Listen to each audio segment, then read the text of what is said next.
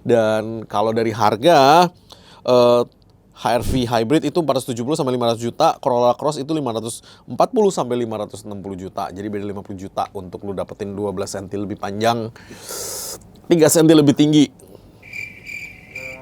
3 cm lebih tinggi itu tergantung apa yang lu tinggiin dan lu panjangin itu. Kalau si Toyota standar ya, yang rusak kebanyakan baterainya duluan sebelum inverternya. Kalau Honda, gua have no idea bro, harganya berapa di Indonesia bro. Cari bengkel mobil yang tepat, ayo ke Dokter Mobil aja. Jujur, cepat dan juga lengkap, ayo ke Dokter Mobil aja. Kualitas yang terbaik, harga juga bersahabat. Percayalah, di Dokter Mobil pasti beres. All new Honda HR-V Hybrid Plus atau Corolla Cross. Nah, lu mau yang mana? Suruh perbandingan. Oke. Harus diketahui bahwa Honda Hybrid bukan baru hari ini, udah lama di Malaysia. Ketika kita belajar, kita terima banyak Honda Hybrid juga. Honda Hybrid tuh sebenarnya sudah lebih dari 10 tahun ya bro ya, kalau lo mau tahu ya. Dan dia nggak ada yang masuk ke Indonesia sama sekali. Sama dengan halnya dengan ketika dulu gua belajar remap di Thailand, di situ ada CR-V diesel, di Indonesia nggak ada gitu kan. Lah jadi Honda yang dimasukin ke Indonesia tuh segmented banget, yang khusus banget dengan engine yang itu aja sebenarnya. Nah kalau si Toyota memang paling banyak eksperimen dengan semua jenis mobil dan di semua segmen dimasuk-masukin mobilnya. Nah SUV hybrid andalan Jepang Honda HR-V E Hybrid EV dan Toyota Corolla Cross Hybrid 2025. Nah kalau secara desain, lu bisa lihat sendiri penggemar Honda ya tetap Honda, karena Honda yang baru menurut gue desainnya bagus. Kalau si Corolla Cross, gue dari awal keluar juga biasa aja sih gue ngeliat Corolla Cross. Apa ya? Kayak RAV4 gak sih? Ya kan kayak RAV4 cuman di tweak sedikit gitulah. Nah, kalau dari dimensinya, gue lihat memang si Corolla Cross lebih lebar, lebih tinggi, lebih panjang, dan lebih wheelbase-nya juga beda dikit-dikit semua ya. Kalau panjangnya beda sekitar 12-an senti sih, cuman kalau lebar dan tingginya beda 3 sentian lah ya. Jadi nggak terlalu banyak, tetapi at the end of the day itu tetap lebih lebar dan lebih panjang. Dan Corolla Cross punya ground clearance yang lebih tinggi buat SUV. Nah, kalau performa mesin, kalau dari perbandingan performanya, mesinnya Honda itu kan 1500 cc, dia menghasilkan 129 horsepower dengan 253 Nm. Kalau si Toyota Corolla 1800 cc, 138 horsepower dengan 142 Nm. Transmisinya sama-sama CVT dan penggerak depan. Kalau lu tanya sama gua, kalau transmisi CVT, sebaiknya tidak pakai torsi yang terlalu besar. Karena kalau torsi yang terlalu besar, si belt CV-nya kan ditarik-tarik tuh. Itu dia takutnya. Tapi kalau lu mau jalan cepet narik, nah torsi kan itu kan untuk tarikan ya. Kalau horsepower kan itu seberapa jauh lu bisa tarik mobil itu ya. Jadi kan konsep yang berbeda. Jadi kalau lu mau tarik-tarikan jangka pendek lebih cepat, nyampe 100 km per jamnya ya berarti si HR-V. Kalau lu mau lebih tinggi top speed-nya berarti si Corolla Cross. Jadi kalau buat stop and go di dalam kota, lu mau nyelip-nyelip, Honda lah, cuman CVT-nya pasti problem ini pada masanya. Kalau Toyota Cross Hybrid akan lebih smooth untuk perjalanan jauh, jalan-jalan jauh di tol, ya kan, gitu-gitu itu akan lebih smooth. Nah, kalau feature, Honda sama Toyota sama-sama pakai desain yang baru di dalam mobil mereka yang ini, dimana feature-nya menurut gue cukup keren dan cukup futuristik. Gua tetap penggemar feature-nya Honda bro, nggak tahu kenapa ya bro. HR-V yang baru yang turbo juga ganteng gitu kan, yang RS ya kan, itu juga ganteng gitu di dalam. Nah kalau efisiensi BBM di luar negeri Honda Hybrid itu paling 1:20 sampai 1:25. Tapi tergantung tempat juga sih sama gimana caranya lu bawa mobilnya. Kalau si Toyota Corolla Cross ini ada di 1:20 sampai 1:22. Jadi kemungkinan besar 11-12 ya. Ini di Indonesia ya kita ngomongnya, kemungkinan 11-12.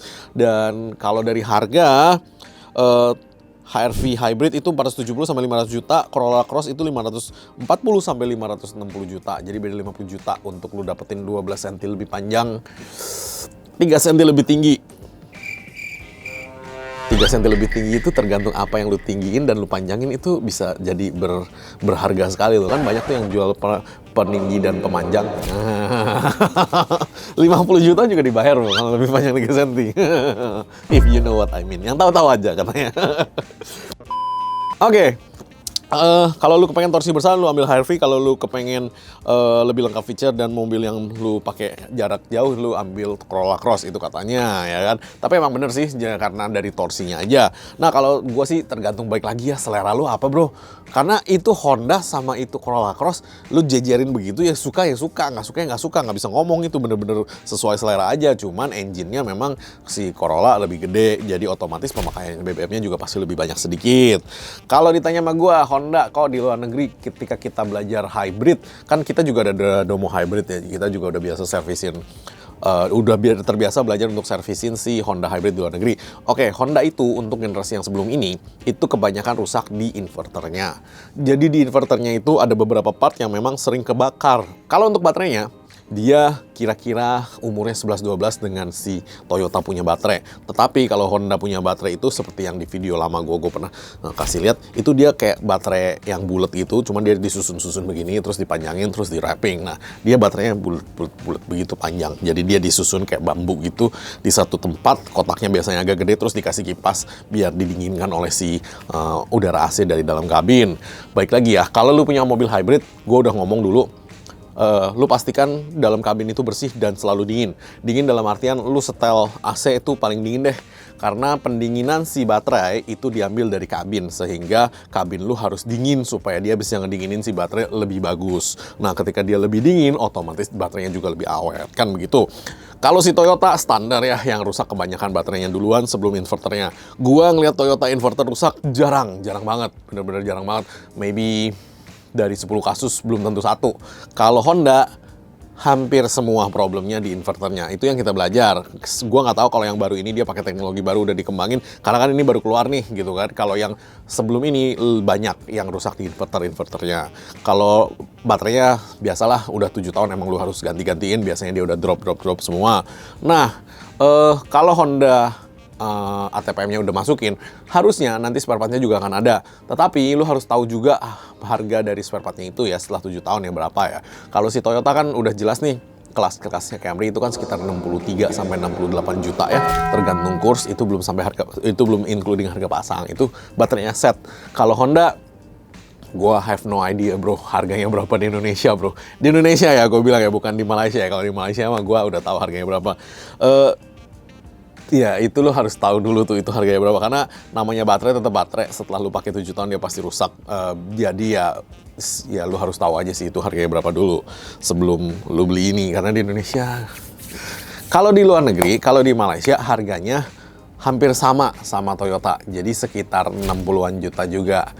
Itu untuk set ya, maksudnya bener-bener yang satu set yang udah tinggal plug and play aja. Dari China sudah ada banyak yang bisa di-upgrade, jadi kayak baterai-baterai ini tuh dibikin lebih besar sehingga kapasitinya lebih besar, sehingga hybrid lu lebih bagus. Nah, problemnya adalah Indonesia impor baterai-baterai ini masih lartas. Problemnya itu ya.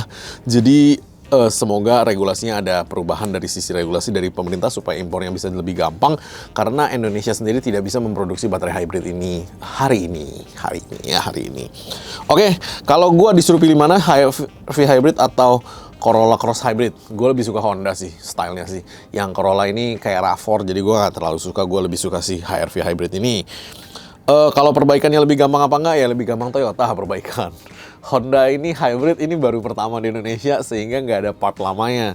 Kalau si Toyota Corolla hybrid, kan di Indonesia masuk hybrid udah lama ya, dari Prius walaupun cuma dikit. Camry masuk lebih banyak. Nah, Camry hybrid ini kan udah masuk udah lama ya, jadi kan spare partnya ada lah gitu loh. Kalau Honda ini harus stok baru nih spare partnya nih gitu.